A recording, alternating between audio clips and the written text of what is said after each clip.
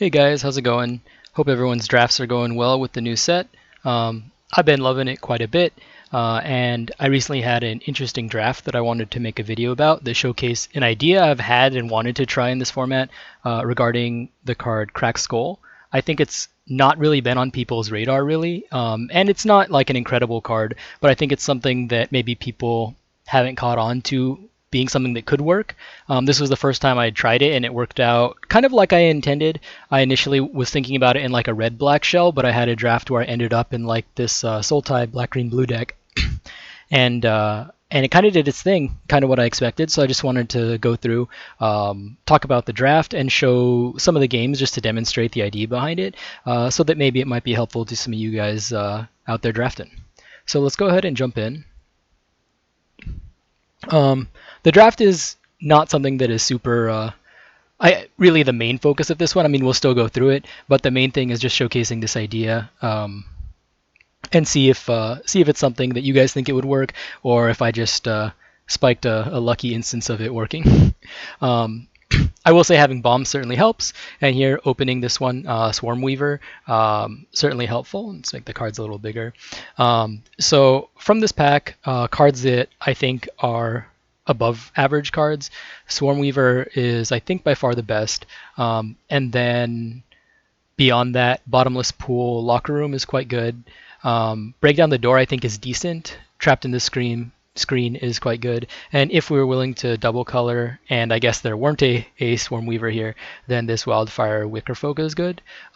Keeping track of things I'm passing, I'm also not passing anything astounding in green, which is nice, because I prefer, if I plan to open on a multicolored card, being green centric is nice because it has the best fixing by a mile. So we start here, and then great follow up here. Threats around every corner, fixes mana, generates value over a long game. And yeah, other notable mentions, I think. Honestly, nothing quite on the same level. The only other card I'd be interested in here is maybe the Dual Land, because Jund Delirium, I think, is a deck that's quite good. And then here, this Centipede, just good for fixing mana. And I actually like Terramorphic Expanse quite a bit, but I'm not like second picking it out of packs, typically speaking. So here, taking threats around every corner and just seeing where the draft leads. Here I am interested in cutting green to an extent, again, for the reasons I mentioned, that I'd like to be able to pick up the fixing. And incidentally, I think amongst cards in this pack, Insidious Fungus is probably the best card in the pack, I think, for me. So I'm happy to pick it up. It's on color as well. Just a comment on this Impossible Inferno, I think, is a very common splash that the Delirium Jund decks, because it's only one red pip, so it's pretty easy to slot into any of the green-based decks that are Delirium, and it kills almost everything in the format, and you get a card out of it. It's just, I think, a nice option, which means that the Jund dual lands in this format, I think, have a higher than average value, because if you can preemptively be ready to pick these up, then it can fill in the removal hole and the value hole in your deck if you're ever missing them going into like pack 3. Okay, moving forward, this was kind of an interesting pick. Amongst kind of what I'm doing here, Pure Past the Veil, if I'm dedicated Jund, I think could be quite good, but I think it is a little bit restrictive. Like it kind of requires a specific game plan that I don't know yet that the draft is going to be able to go that direction. Nowhere to Run, I already do have a card that I plan to play black. It would take quite a bit to get me entirely off Swarm Weaver, especially if I'm going to be having green cards and I already have fixing. So if I'm going to be black, then Nowhere to Run, I think, is just a great, 2-mana spell. Answers most things that are 3 mana and up, sometimes even 4 drops and stuff. And yeah, so it's just all around great. The Watchdog, I do like a decent amount in the Delirium decks, just because it allows to pressure, and also obviously affecting the top of your library and enabling the Delirium is quite good. And then the removal spell also quite good here. I could see an argument for taking, for example, Monstrous Submergence, being a removal spell that is, again, centered in green, but I think Nowhere to Run is better than Monstrous Emergence typically. And also, it's kind of weird in the way that I've been building my decks that, like, Monstrous Emergence doesn't always have a lot of things that are really strong to to kill opponents' creatures. So like for example, sometimes you end up with like blue-green manifest, and a lot of your creatures are actually spells, and then the highest power toughness you kind of have floating around is like 3 or something, and then it's like okay, but it's not like incredible. And so I'm not trying to talk down this card. I'm still pretty high on it. I think it's quite good. But I do think Nowhere to Run is preferable to me in the sense that it's a more flexible removal spell. It's just exactly what you want it to be when you want it to be. So going here. And then from here, I think this is pretty late for an Unnerving Grasp, pick 5.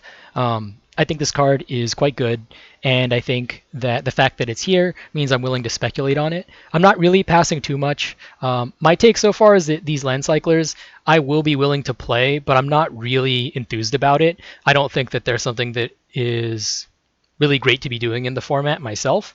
I could be swayed, and of course I'm not opposed to playing them. If the circumstance calls for it, but I'm not actively looking to either, with the exception maybe of specifically the black one in the black-white Reanimator deck, because it has the ward discard a card, so it's a resilient threat, which is consistent with that deck's game plan.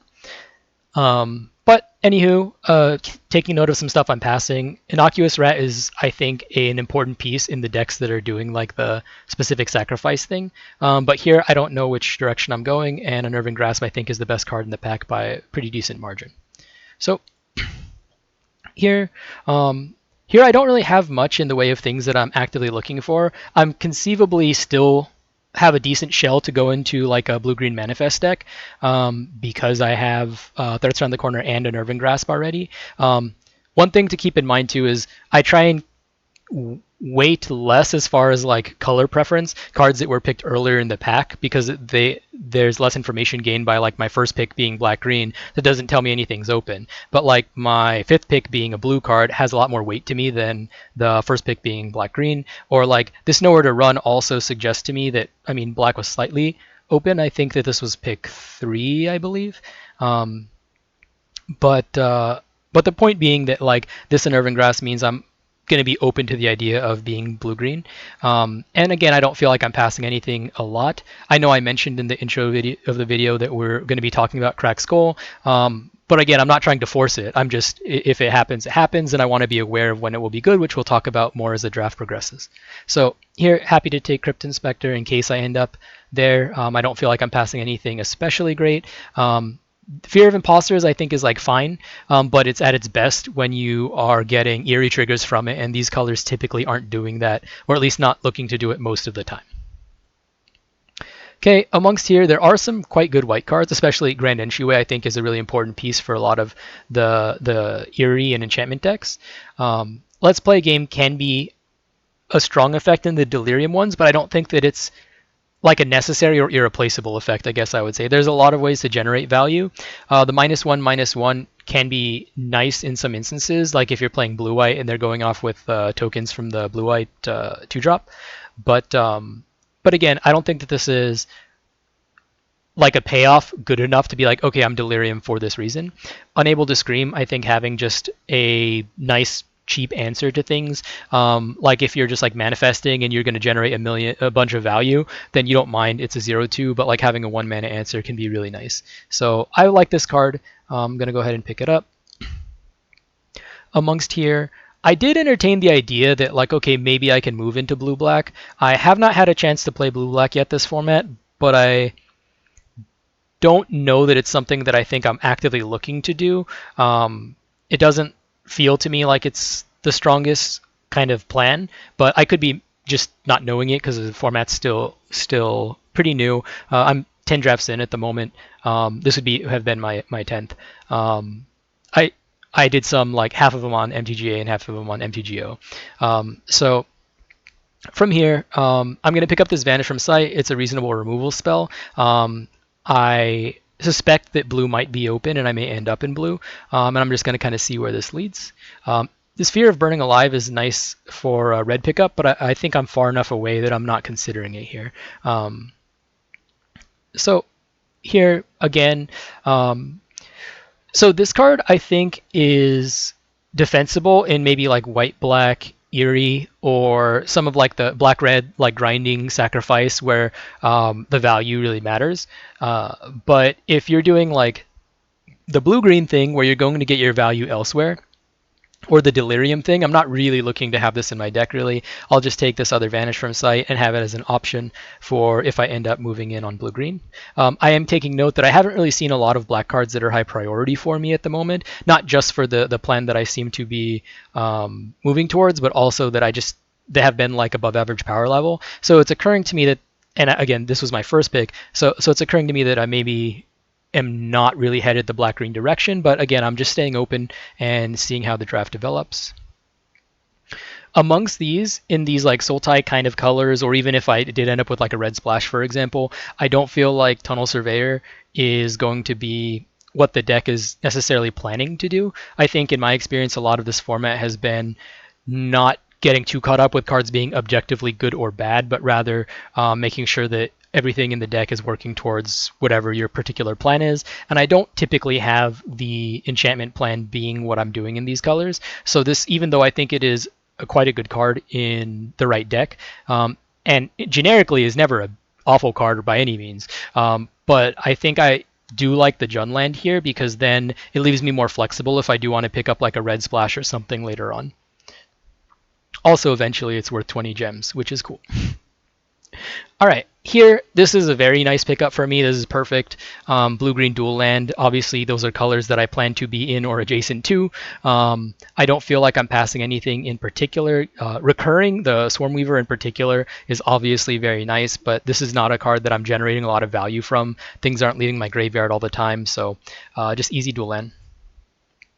Here, again, I don't anticipate playing this, but we'll just cut the blue card and then just some end of pack stuff. Okay, pack 2.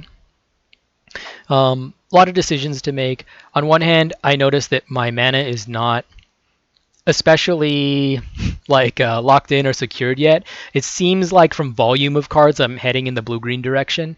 But I, again, anticipate wanting a splash. So Terramorphic Expanse is kind of tempting. I think Cartographer also is quite a good 2-drop if you can have ways to enable it. I mean, like something like Unable to Scream is fine, but it's not ideal. Obviously, this is at its best when you have ways to turn on the surveil that don't require you to just swing into combat with it or like use a removal spell to turn it on just like a random 2-drop or whatever. So I think in the way this deck is building up, that this is not at its best, although it's still, I'd be happy to have it. That said, Under the Skin, I think, is just a very, very good card, generates value while it affects the board, and when, like, if you happen to, like, manifest, like, a really good card, like your Swarmweaver, you can put it in the bin and get it back. It's just, yeah, I think this is the pick. I haven't had a chance to play with this. I've heard some people had some success with the plan of just having it really grindy, clog up the ground, and just kind of and bunch of removal and kind of wait it out and just have this as a win con, which sounds cool, but that's not what I'm doing here. Fear of Abduction is good, but I'm not really near white, and so yeah, amongst our options, these 3 cards, I think Under the Skin is the one I'm going for. Here, I think this is very easy dissection tools. I would like this Withering Torment, again, if I end up black adjacent, but dissection tools is just very good. Maybe there was a really like crazy bomb in this pack too, since there can be multiple rares. Or maybe someone just doesn't evaluate this card correctly yet, which I can't blame them for. I think it's easy to look at it now and be like, oh, that card's incredible, like once people have played with it. But I can understand the idea of like sacrifice a creature sounding like kind of a suspicious upside or downside rather for this. If for those not in the know, this card is very good and colorless, so you should pretty much always be playing it and picking it highly. But I'm very happy to pick it up here and then see where our draft goes. Here, again, I'm not really in white, even though split up, I think can be very good. In fact, often is very good. That said, from here, I think it's going to be Cryptid Inspector, just because, again, I am kind of doing the manifest thing at a couple different mana values here, 3 and 4. And dissection tool. So yeah, this Inspector I think has the potential to grow bigger. And then things I'm passing, Here, Meat Locker, Drown Diner. Again, I feel like some decks are okay and in fact are happy to pay mana to get card advantage, right? So like to draw cards. And yeah, I know it has a tap side of it too, but like it for me, the way I've been drafting this format is I'm trying to maximize the cards because I think a lot of them have potential to be good. There aren't that many just like bad cards in my opinion, and so what I'm trying to do is draft strategies that maximize each card. And I don't think this is maximized in like blue green quite as much. I'll play, of course, it's fine, but it's not like a high priority for me in the way I'm drafting this deck. And I already have two of these. I don't know that the mill plan is going to get there, and even then I have to get lucky because like you can't just have one crab and be like I'm milling, right? So what if like you just people don't open these crabs, you don't pick them up. So I'm not really looking to pick it highly. So I'm on Inspector here just to see where this goes. Amongst these, so this one was kind of difficult for me. I feel like at this point I haven't been seeing enough black that I end up in black really. So even though there are some playable black cards here, I think Say Its Name enables the Delirium, which I'm not really a Delirium deck at the moment, but I am planning to still play this Swarmweaver and find a way to get it in the deck. So with that in mind, then having Delirium enablers is nice in ways that are incidentally also good. And then again, I have multiple permanents that are very good, and I'm happy to get back off of it, so that makes it go up a little bit. Terramorphic Expanse also very tempting, but amongst them, I'm going to start with Say Its Name. I also am, again, aware of the fact that at the moment I don't have a lot to do on 2 mana. Maybe if my mana gets really good, I can still just play this Nowhere to Run. But that is kind of in the back of my head just to keep in mind. And doesn't affect the board, but it is literally at least something to spend my mana on, which is, not nothing. Okay, getting to here. So this is the time to pick up my fixing. So similar to the discussion I had earlier on the door, the room and door, I think that like Glimmerburst is a very good card in a lot of decks, but in this particular deck, it's not the primary way to generate card advantage. Again, it's never going to be like super bad, but like one of the weaknesses I think of blue-green is that its interaction is not always the strongest compared to some of the other colors. And what that means is that if you're spending 4 mana to draw cards and you don't have ways to catch up with cheap interaction, obviously Unable to Scream is great for that purpose, but I'm not getting like eerie triggers, and I'm not guaranteed to have a great curve to come down underneath this Glimmerburst the way my deck is set up at the moment. And I don't think that this is maximized in blue-green, so I'm just happy to take my fixing here. I know I'm going to need it. I know I want to play the Swarmweaver, and then see where it goes from there. So this is interesting. I'm not like itching to play any of these cards the way my deck is looking at the moment, and so I'm happy to take the dual land. You never know when you're going to get past something that is, like a bomb in a different color. I know that it seems I'm playing blue, and it feels pretty cheap to take this. I think being flexible in sort of how you can build them, especially when you have decks that can potentially have very good mana already. I know my mana doesn't look incredible here, but all it needs is like a couple centipedes, and all of a sudden I can afford to play like a pretty heavy splash, or maybe even a double splash in some instances. So I'll take the dual and see where I go. Amongst these, so this is interesting. I think that you could make the same argument for taking this Campground, but again, I usually don't like to take those speculative picks unless I feel like I'm not giving up anything that's especially good. Here, I do think this Infection has potential. It has occurred to me that I'd seen a couple Cracked Skulls already, and this is a plan that I've been looking for an opportunity to test out. I'll explain kind of the idea behind it now, because this is kind of a relevant point for the pick.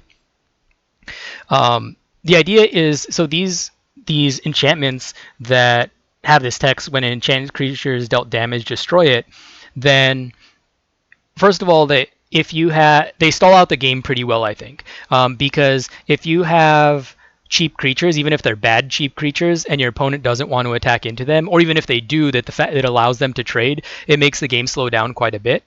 And then also, if you happen to have ways to sacrifice the 1 mana 1/1 ping card in black, then you can actually generate additional, more tempo, less value.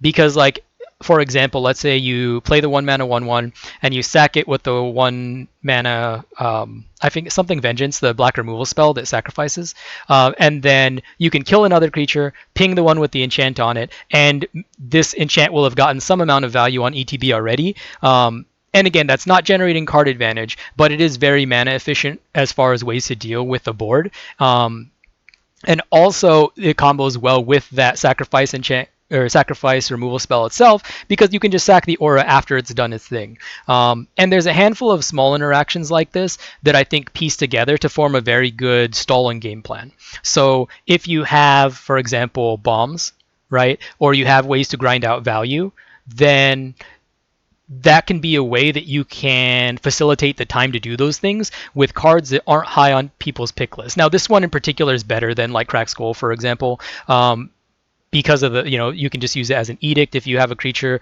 or the fact that you can make them sack their best of two is really nice in a lot of instances. But I noticed that, like, really my blue, even though I have a higher count of blue cards than my black cards, they're not actually that much better than my black cards. Specifically, Unnerving Grasp is good. And so if I can find a way to move in on black, that I'm not entirely closed to that either. And the way I've been drafting, I like to stay very flexible if being flexible does not cost me that much. And I don't feel like I'm giving up that much. I don't feel like a third Vanish from Sight is really what my deck needs. So I'm willing to take this speculatively and see if that's like a plan that I end up with. Here, I do get two of these. At the moment, I realize that I do have a giant lack of 2-drops, and that's when I'm going to start really considering just playing black-green, maybe splashing the Unnerving Grasp or the Unable to Scream if I need it.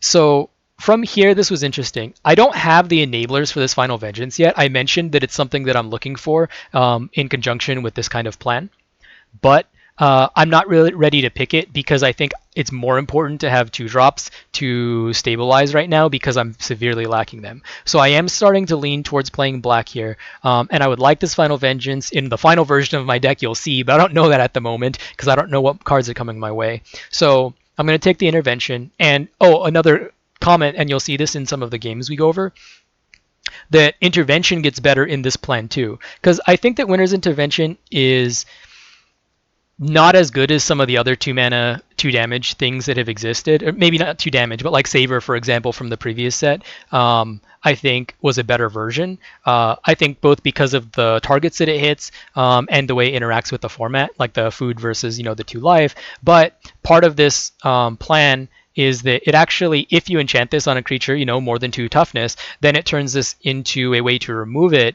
And again, these enchants get value when they come down. So extra interactions that make them better, they kind of work together quite nicely. So again, I'm going to take the Intervention. I need it for the 2-drop slot, and we'll see where we go again. Here, not too much to talk about. Easy Terramorphic Expanse. Very happy to pick it up because my deck seems like it's going to need it. Then, so here we go. Crack Skull on the wheel. This is where we start to really entertain this plan. So now, for example, the 1-mana 1/1 enchant guys that ping, that goes up in value, and Vengeance, that goes up in value because now I have a couple good sack targets, or sack fodder, I guess would be a better term. So Crack Skull, if I run it, Nowhere to Run, Infection, and then, or I guess those main 3 are great to sack from here.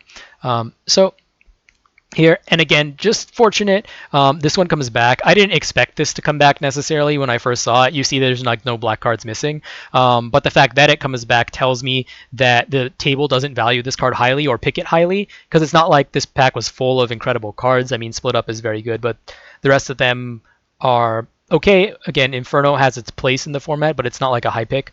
So yeah, this tells me the table values this card a little bit maybe lower or doesn't require it in the decks they're building. So now I'm thinking, okay, now I have a plan, and I could just play this as like kind of an early defensive creature, which I need desperately anyways. So my deck's really starting to come together. Second Intervention, second Crack Skull, and I'm not going to play this probably. I kind of want more for my 5-drops than this in this format. Okay, pack 3, really kind of a dud of a pack. Not too much going on for me here. I think the picks are between probably Killer's Mask and Branch Snapper. You could make an argument that Bottomless Pool, but I don't like playing these like tempo kind of cards in decks that are not going to take advantage of the tempo, right? Like you could use this just to like bounce something and the tempo is like not dying, but then you feel kind of down a card because I'm not really pressuring, I'm not getting damage out of this bounce because my curve is not aggressive early. So this is not something that I'm really excited to play in this style of deck. I talked about earlier, I'm not really high on these land cyclers. But there were a couple things happening here. Firstly, I realized that I might need the force cycling to make my mana better because of the fact that I'm kind of middling here, and I think that being able to cast my spells is a pretty high priority. Secondly, I thought amongst the land cyclers that with multiple ways to manifest, that having one big creature does go up in value because having the ability to manifest into a big creature can be very important. And in particular, the trample works very nice with dissection tools. So there were a couple things that make this a little better in my deck than I think this card is on average. And then also, Killer Mask I think is a defensible pick. I'm not really very high on this card. And I don't have a ton of payoffs for Manifest Dread at the moment, right? I have threats around every corner. And the inspectors are fine, but they're not a strong enough payoff that these are like the incidental, they show up in my deck because I have a lot of manifest. These aren't, I actively draft manifest because I have these, right? So that's kind of how I view them. So yeah, Killer Mask is fine, but I think I'm going to take this as a concession to the fact that my mana may end up needing it. Okay, here amongst these, this pick may have been a mistake. I do feel like rather than draft the dual land, I do need to pick the removal spell or the Fear of Lost Teeth. I think the Fear of Lost Teeth might be more important to my deck at the moment because I'm still a little concerned about my early game. However, this has shown to wheel last time in a pack with no black card in it. So I think that I'm willing to gamble that it can come back to me, or that I can shore up my early game in different ways. And the Final Vengeance, like I said, once I have the Skullcrack plan and the Infection, then it goes up quite a bit because just one mana answer creature in exile at that is very good. So I'm gonna go ahead and take this. Be happy to get the dual land back too. I'd be happy to take the Manifest Dread, but I think I'm gonna take the removal spell. Again, taking inventory of the removal I have right now. My mana is probably not so good that I'm willing to play non-premium removal. So I'm probably not playing these Vanish from Sites. This Unable to Scream I'll make a decision on, but I don't know for certain if I'm going to play it. I do feel like I'm likely to play the Grasp, both because the Manifest Dread works with several things I have going on, and because it's generically I think the best card amongst my blue cards. So here, Final Vengeance.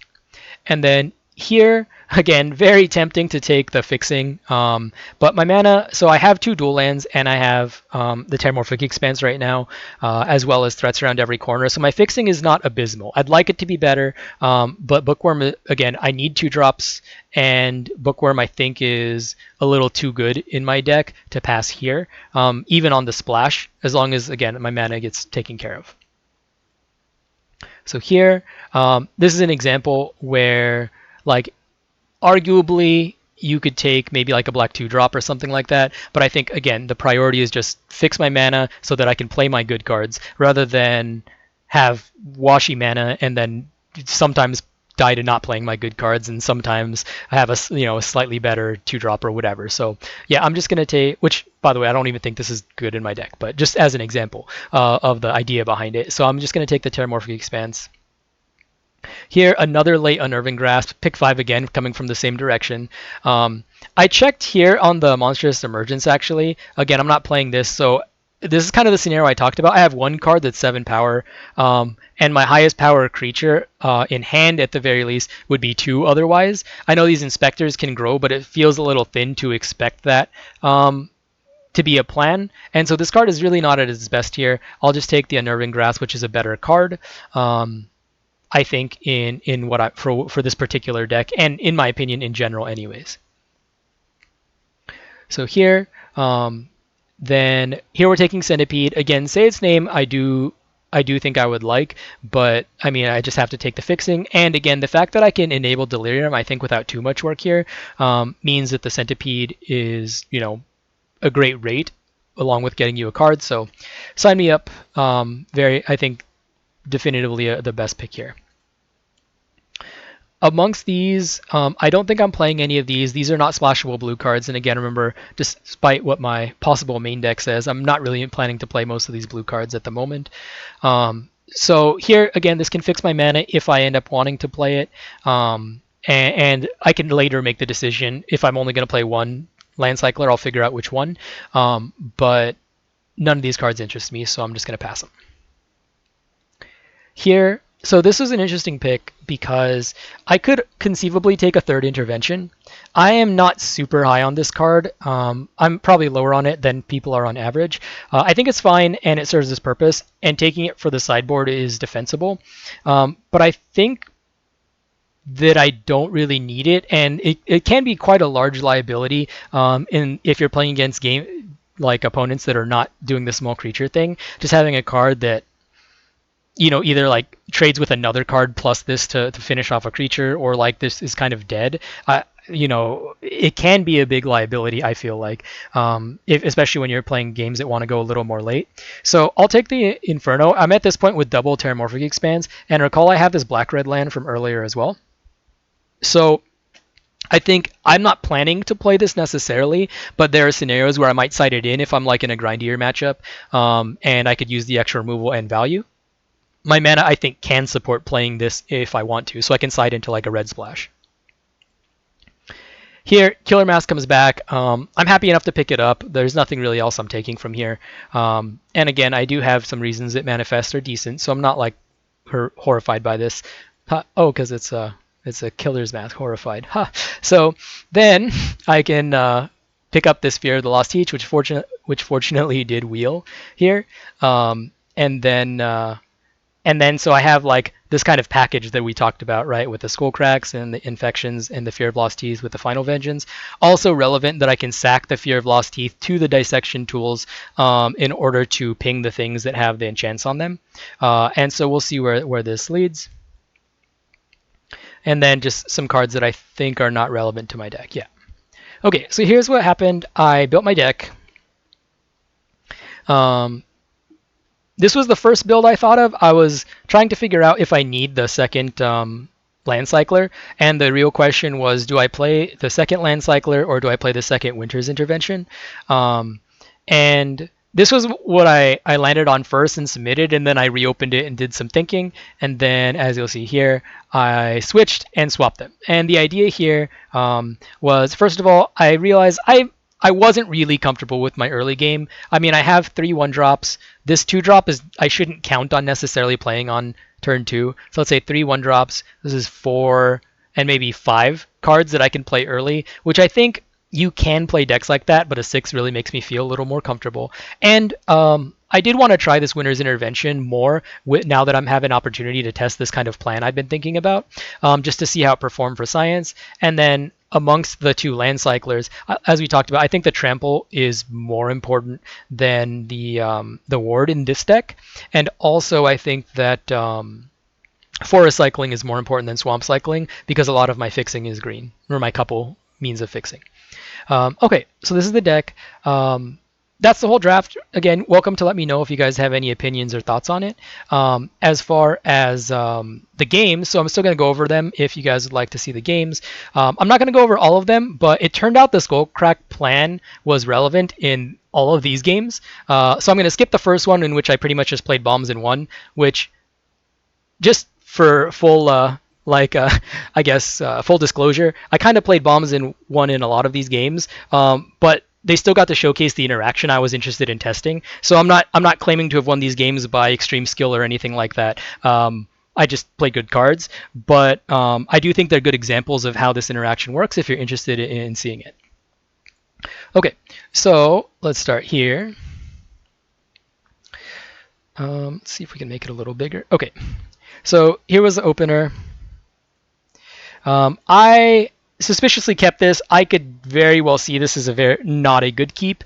In fact, I mean, I could get on board with this being a bad keep most of the time. I'm pretty mulligan resistant, depending on like my things like what is my game plan and stuff, but I think my game plan uses lands decently enough. If this was like a deck that was like an aggro deck, I would mulligan this hand 100%. But I think my deck uses lands enough. I have a 1-drop that can hold off and a 3-drop, so I'm willing to keep this. I can't really say confidently that I'm correct, but that was a decision I made. So here, we'll just go turn by turn until some of the relevant interactions show up. So here, opponent playing these, I'm ramping. Okay, opponent's just playing stuff. I'm just kind of drawing lands and chilling. Next turn. Okay. Oh, I'm sorry. I passed over some stuff. So, okay. This is Final Vengeance. Untap, draw. I draw, fortunately, a 6-drop, which I play. Opponent plays. And then, okay, so here's the first instance where I draw the Skullcrack. And notice, this is one of the concerns, right? That you get to a point in the game where Crack Skull, sorry, is dead. But notice here, let's assume that their cards are lands, right? Which I guess is good for me, but like let's assume they're lands and I cast this, it still isn't doing nothing, right? So 2 things. First of all, I can cast it on the Glimmer. Now I have an attack with my 7/6. It's not the best in the world, but it does let me trade for 2 of their creatures if they want to block now, whereas currently this attack would only trade for 1. And let's say they don't want to block after I cast the Cracked Skull. Well, now they can't really attack because the Fear of Lost Teeth can just chump whatever they send, and then the ping would kill the thing with the Cracked Skull on it, which I'm guessing would not want to happen, right? So this is what I mean, like this interaction already makes it a little awkward for my opponent. Now it turns out, so here we Crack Skull, and they have just a card to hit. I don't know if they had any targets in the yard for the front side, but adding counters to everything would have been quite nice for them. So I'm happy to take their last card, and it opens up an attack for me here. They decide to double block. We go both, and then. Oh, also, by the way, when you play this card, I am not 100% sure how this works, but I think you need to be really careful with how you order the blockers. I ordered this one first so that the leftover damage goes here and it dies. If I ordered the 3/6 first, I think this would still have to deal 6 damage to the first one, only carry over 1 here, and I would only get to kill 1 of them. So just be aware of that interaction if you're going to try this out. Again, I'm not 100%, but I believe that's how it works. Okay, so then here, Killer Mask, and they have removal spell, and I'm just holding on to this Cracked Skull, obviously nothing to do with it at the moment, but you're about to see where one of we could view this as like a fail case for this card, right? And you're about to see why this is not always just a pure nothing in the end, especially against the blue deck. So here my opponent does this, manifest, and so here we're just, normal combat stuff. I had manifested into this, so I sneakily turn it up to make a 4/4 because this is an insect, I guess, and then it clears their creatures. Okay, so here, again, I'm not really clocking very fast. My opponent's at 20, but we're just kind of seeing where this leads. Okay, and this is the point I wanted to make. So my opponent draws cards now, right? And so one of the weaknesses when you're playing grindy, removal heavy kind of black decks, which is one archetype of black decks that exists in this format. I'm not saying this one is super removal heavy, but one of the weaknesses is because the blue decks, they get to draw cards, right? So if you have a handful of removal and your opponent's just drawing cards and your removal's trading 1 for 1, you lose against the blue decks a lot of the time with these removal heavy black decks for that reason. So this Cracked Skull covers that a little bit because, first of all, you can take their card advantage cards when you Cracked Skull early on, and then you can just play like a quote-unquote fair normal game of Magic where your removal spells are trading 1 for 1, they're not drawing cards, and then your game plan progresses a lot more smoothly. And secondly, because late game, when they use their mana to draw cards, whether it's I forgot Glimmer or something, the 4 mana draw to, or the rooms that draw cards, right? Then all of a sudden they spent their mana for the turn, they draw cards, and you can still hit something with this Cracked Skull. So again, I'm not trying to make the case that this is some bomb card or anything, but I am trying to say that like I think the fail cases in this format are not necessarily just like in some formats where everyone's out of steam and this card never does anything again. So Here they draw cards. I cast Crack Skull on my Swarmweaver. Again, the idea here is that uh, I want to keep this enchantment in place so that I can potentially sack it later to the Final Vengeance if I want. And they're not going to want to remove my Swarmweaver, or I'm not going to trade it off in combat. So like having it on this one seems like the primary target, and they're not going to bounce it or anything. So amongst these, I cast it, take a look at my opponent's hand, and so they have Get Out and Conductive Machete. Here I'm taking the Get Out because allowing them to bounce two of their doors seems disastrous. So again, preventing the blue deck from going off on value while I'm just kind of slowly clocking ahead here is pretty important. And then here hitting for 3. They play their equip. Okay. And then let's see where we're going. So here I make the decision that I'm going to kill their 4/3. I know they're top decking here, I think.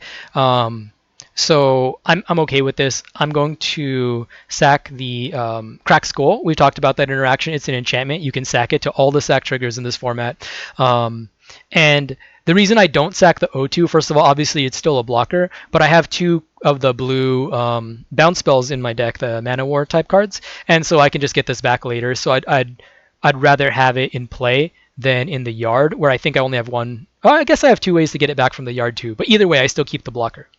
So sack it and send, and then my opponent makes a 7/7 and a 3/3, and then I handily lose. I think I draw almost all lands for the rest of the game, which actually is not that long because they have a 7/7. So again, demonstrating the idea of the plan here. Having talked through the plan a little bit more, I'll go through it faster in some of the other games, but just so, again, getting a feel for how often the card is dead is important when you're trying to assess if this is a viable strategy, as well as things like, okay, when it hits, how good is it when it is good? How bad is it when it's bad, right? These are all things we want to think about. Here, clear mulligan, I think, on the one-lander. Yep, keeping these 6. Note that I put back the 1-drop because, again, I don't have a black source. So I'm just happy to kind of chill here for a turn or 2 with my fungus. And apparently they're afraid of it. I don't know why. Maybe they're just being mana efficient. I don't remember for what reason, but okay, and just pass. Here, okay, so decision-wise, I just have only 1/3 drop, so okay, sure. Pass. They play out their 1/3. I draw the swamp, lucky me. So here I have the option to develop the board or play Crack Skull, but again, I am I'd rather get their best card now. I don't pressure well in this deck, so I'm not really concerned about having an extra 2/2 in play at the moment, and their guy's flying anyways. Putting it here, and fortunately I get their card advantage card, right? This card would destroy me. They don't have a second planes yet, which was very lucky for me, but notice this card being quite good here. They send and play this scary mill guy, which I will die to very quickly if I don't find an answer. I play the bookworm, and so I'm going to loot because I want to draw to an answer as fast as I can, if possible. I get lucky and get a Winter's Intervention, which I should have cast end step, but I think Arena auto passed my priority after this trigger resolved. So I get to do it on their turn. It's fine. Kill it. Here, get the mask first. I get this, and something goes to the yard. Land, I guess. Okay, and draw a card, end of turn. Again, fortunately, another intervention. And so this is an example of what I meant too. So here I have a flyer that I need dealt with. It has 3 toughness. Intervention doesn't do that, but incidentally, Crack Skull allows me to kill it. Again, not like the most insane target or anything, but just showing how some of these cards work together. So continuing on here. And I think I just end up drawing a bunch of cards and winning with big guy and eventually getting my bomb. Okay, so that's the first match. Here, this one, quite a good hand, easy keep. So going through turn by turn, play a 1-drop, they play a 2-drop. And, oh, they bounced my 1-drop with a Nerving Grasp. I get to here, Crack Skull, again, turn 3. I'm not too worried about dying here, because again, these are very efficient answers to things, right? Like if I have Crack Skull on something, and I have Fear of Lost Teeth and Final Vengeance, that's going to kill, 2 creatures for 2 mana. Again, I need a second black source, but you see my point that these can be very efficient. So Here, fortunately, I get their bomb, take the Nico. By the way, I leave this because I don't think this is especially good against my deck. I'm not afraid of it, so yeah. Um, Nico very clearly very good against me, so that was a pick. Um, here, oh, I'm going back. I'm sorry, wasting everyone's time. All right, so here, turn 4, just play my bomb. I know what their hand is. I'm not worried about it getting countered. And then, as this progresses, let's see what happens. Oh, I think they put this enchant on it, and then I chumped because I can get my card back. So here's an example of this interaction then. Play the Fear of Lost Teeth, sack the Fear of Lost Teeth to kill one of their creatures. I think I killed the 3/3, only because I was afraid of this. Just extra bodies in general are kind of scary here, and then being able to generate the extra toys was bad. So I sack it, I ping off the 2/3, right? So notice this is pretty mana efficient, and because it's very mana efficient, I get to also essentially triple spell, right? I killed 2 of their creatures and got the Under the Skin here to get back my bomb and manifest creature. Play this back out. Sand, I'm just starting to pressure. They remove it, and then they just scoop because I started to target this with intervention. Okay, so that was a quick one. Here, game 2, match 2. This is a mulligan. This one I keep. Again, nice to always have your good cards. So we'll go turn by turn. They play 2-drop, I play 2-drop. Another 2-drop. 4-drop, get some lands. Here we go. Okay, play this out. And again, I know that like I'm not winning this game because of like I played Crack Skull right now. I'm winning this game because I have great bombs, and I draw them, which is a very valuable skill when you play Magic, as I'm sure you all know. But the idea here is, again, you'll see that even in the late game, there are hits that exist for this. So again, when gauging how bad these cards are at the end of the game, we'll find that they're not actually especially awful. So here I messed up. I should have played the Inspector first, and I missed the counter on the Manifest trigger from the Under the Skin. Chump just to keep my life total high. And so again, Crack Skull. Notice again, let's say this card is a land and it does absolutely nothing. Well, now all of a sudden, though, I would be able to stall the ground entirely with any ground creature, because then I have the option to ping their flyer should this die at any point, right? Or if I draw a sack outlet, now I can kill it. So even if it does nothing, then it's still is still going to be doing something. I'm going to play the Death Touch blockers here, of course, first, though, just so I don't die. Here, now I'm casting my Crack Skull, and incidentally, I hit this Abhorrent Oculus. Now, again, maybe this game would end before they could cast it anyways, but they are at 25. I'm only clocking them for, let's say, I don't know, 2 or 3 or however many a turn. And so, I could conceivably have lost to this. Again, card was good. And again, I know it's very lucky. I don't want to be disingenuous. It's very lucky that these cards seem to be hitting very well in the draft that I'm trying this out. I know that that's not typical or to be expected. But I do think that the data points matter, that like, hey, this card actually is not dead in the late game in a lot of scenarios. Or at least not as dead as we may otherwise think it is. And then I play the dissection tools and they scoop. I could have also just sacked to re-equip to and ping this guy off, assuming I had mana for the ward or whatever. Okay, so match 3.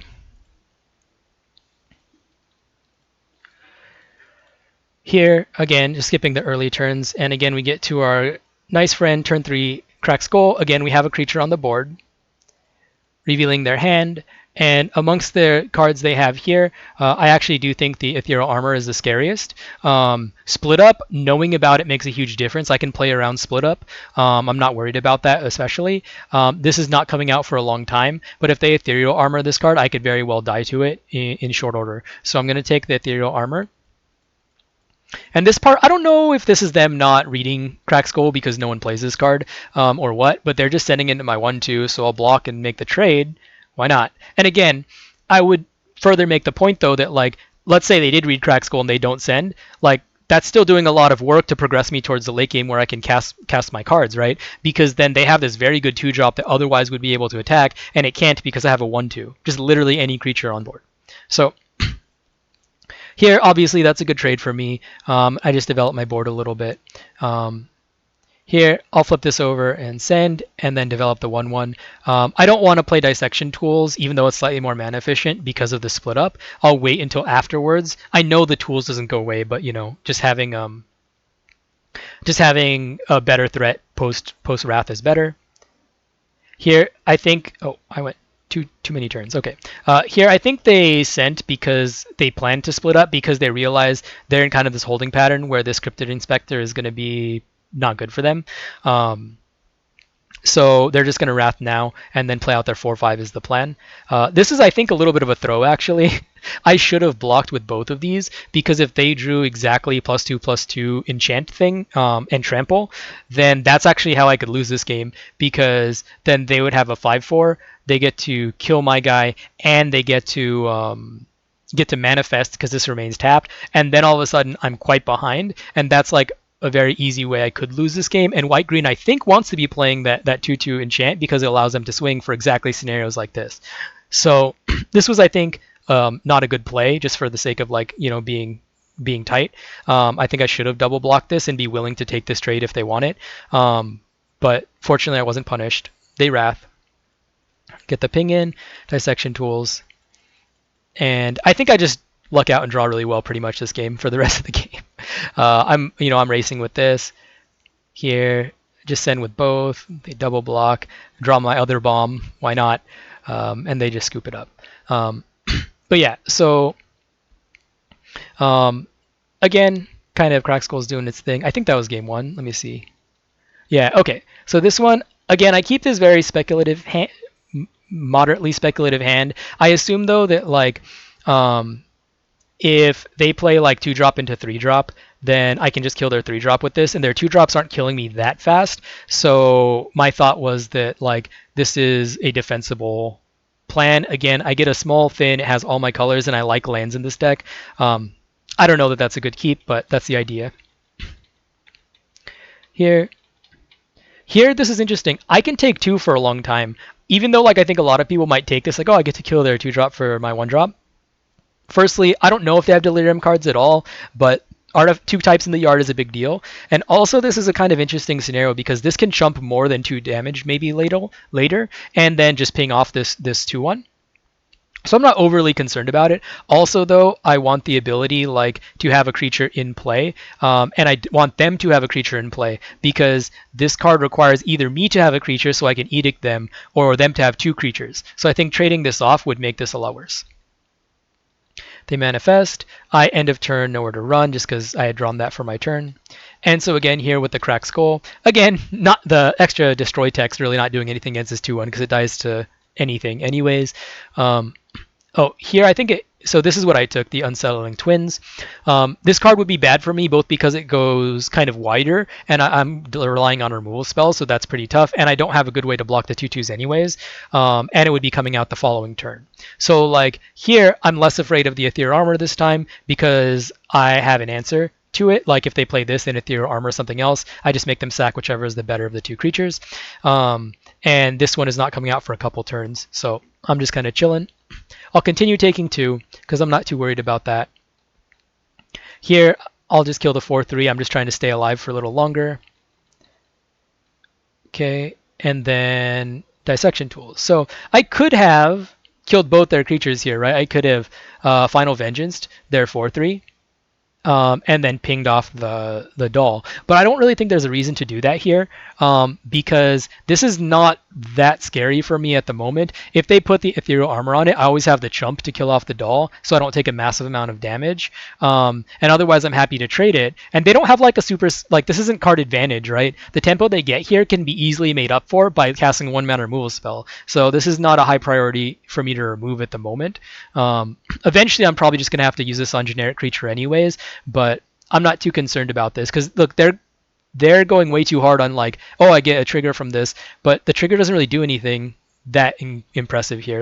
Yeah, they get a tap 4/4, but they're not likely winning this race because I have a life linker, so they can get their extra attack in. That's fine. Here, cast Final Vengeance, sacking the enchant, kill the 8/6, and so now I'm just kind of chilling. Oh, and I guess I overlooked the fact this is a 7/6. earlier in the game. So yeah, it's going to be tough for them to win the race. Send, surprise, trample, death touch. We talked about that interaction earlier. This is actually a really close point too.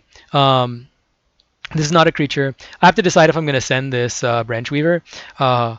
I could hold back because I mean, as the game goes longer, I think my deck is quite good. I have, the black green rare. I have multiple ways to like bounce creatures. I have ways to grind value from the yard. But I figured the disaster scenario where I lose this game is they draw a removal spell for this, and then I just get ran over. So I think it's better to allow the trade now, even though my creature is better than theirs, specifically because it puts them to 4, which is a 2-turn clock here. So like let's say they draw blank, which is not unlikely. They're on 6 lands. They draw a blank and they send for 6, and then I hit for 2, and they send for 6 and I hit for 2, or I have a removal spell and hit for 2. I win that race, which is the big deciding factor in allowing them to make this trade. Oh, and I guess I'm gaining 9 too, so I mean I super win the race. So yeah, like here they draw land, they can't even really attack. So here again, just Luxec, fungus, remove their creature, send, and they tapped my guy down. I get to draw more cards. They remove it, and I draw Menace because I'm the luckiest person ever, and that's it. Okay, guys, so hopefully these are, demonstrated the idea at least behind what we've been talking about. I know it's pretty long, so if any of you are still here, I hope it was useful and informational for you, if that's a word. Informative? That's probably more of a word. But yeah, if you guys have any comments, I'd love to hear it. And yeah, good luck with the drafts. See ya.